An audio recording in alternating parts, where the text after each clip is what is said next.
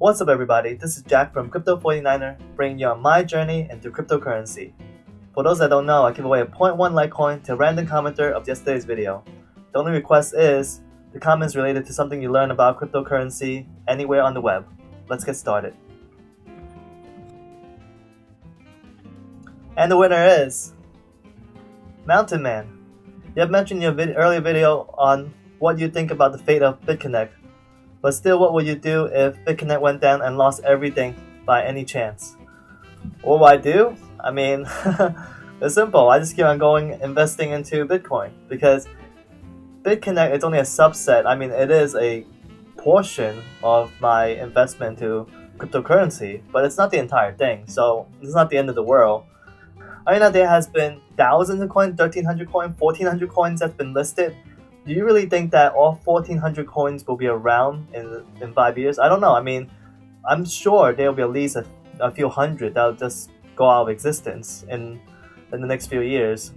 Will Bitconnect be one of them? I currently don't think so, but is there a possibility? There's a possibility with almost any coin. I mean, even Bitcoin included, to a lot of people that don't invest into cryptocurrency, they even think Bitcoin's a fad. So that's why there's no absolute guarantee in life, but I just think the possibility of Bitconnect going down is very low. So, but again, like I said, if it goes down, hey, it's just like what happened to me in Mt. Gox.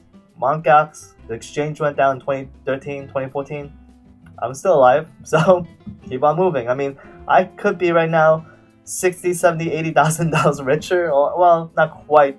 I mean, well, let's just say $50,000 richer, I think, based on what I had in Mt. Gox. So, but it's gone, right? Nothing I can do. Let's just keep it moving. Alright, let me give you a 0.1 Litecoin.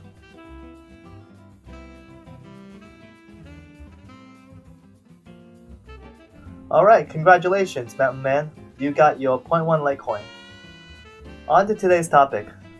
What is the Bitcoin mempool? And you guys can just read the article here from the Merkle. It was one of those, what do you call it, like a Wikipedia dive where you can going further, diving deeper into the topic. There's so much to learn. I mean, I don't think I'll be truly able to explain everything in this video, but I'll try my best. The Bitcoin mempool, or at least according to the Merkle here, the Bitcoin mempool is a collection of all transactions waiting to receive a network confirmation.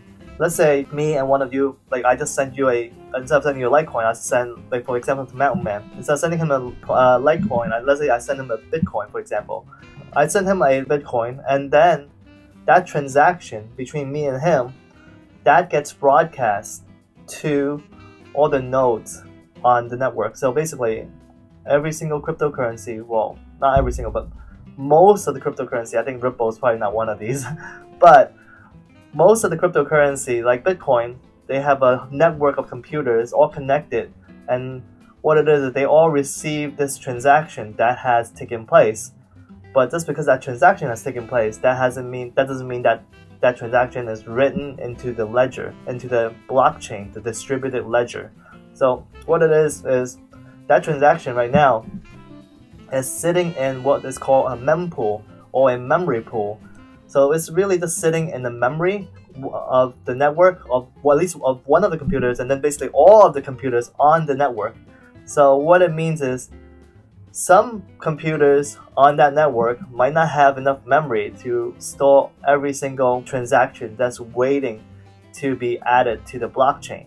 That's why the mempool can differ in size based on which site you go to. So I mean, I was going through this and I see like there's different sites, like some list mempools at different sizes, like 28 megs, 100 something megs.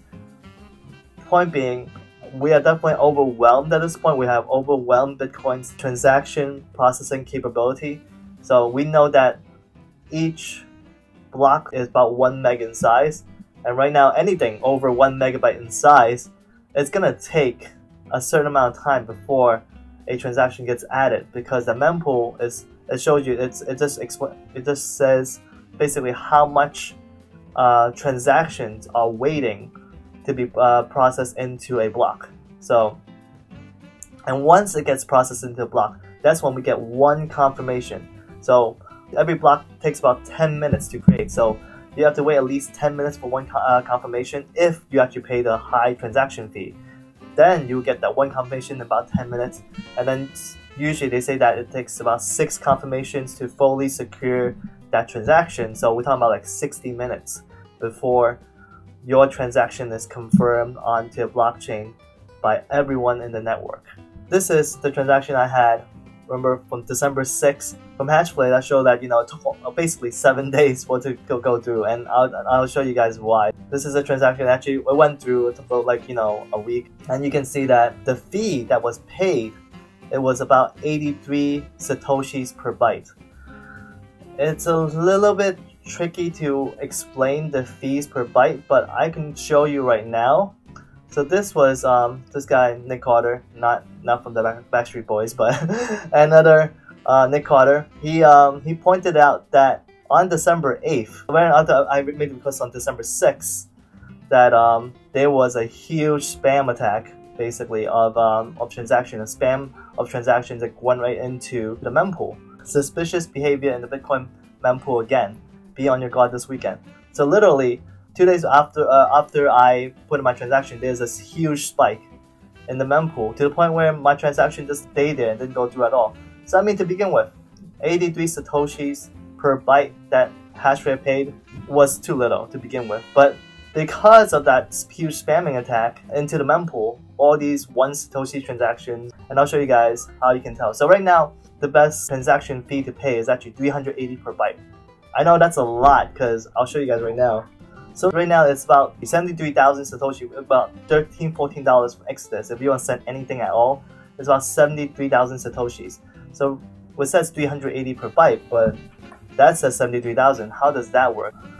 This is another site, bitcoinfees.earn.com, and they'll show you exactly how much fees are being paid for each of these transactions. That's on the mempool, and you see the delay that's taking place. So for transactions that are paying basically no fees, the delay is 113 blocks to infinite, or in terms of minutes, 780 minutes or to infinity, because these people are not paying any fees whatsoever. So, but then you see that there's not much transactions there. No one's that crazy to put in a 0 fee transaction.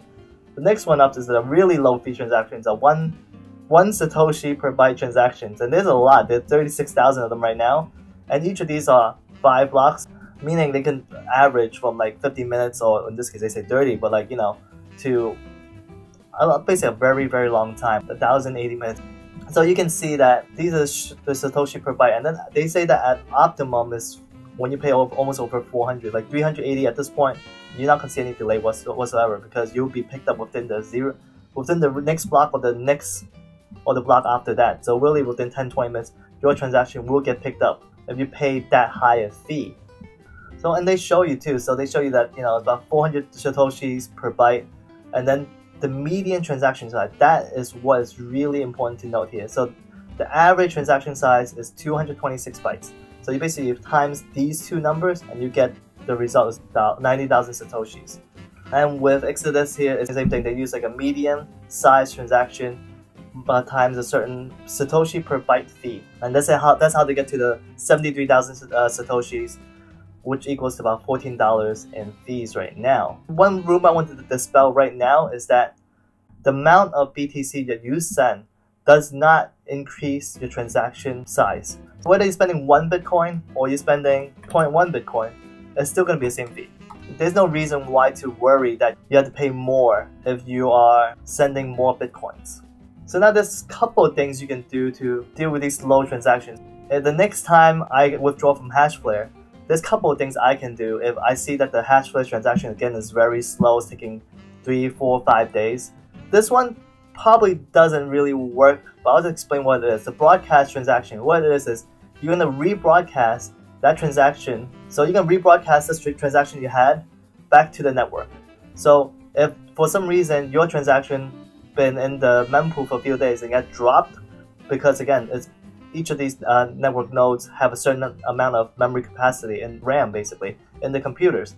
And if they can't store your transaction in there, then they might drop it because there's a lot of transactions waiting to be processed. So if they drop it, then your transaction won't ever get processed at all. And that's the reason why you need to do a rebroadcast. And you can use the blockchain.info's broadcast tool to rebroadcast the transaction. It won't accelerate the transaction, but it will at least put your transaction back in the mempool if it's not in there.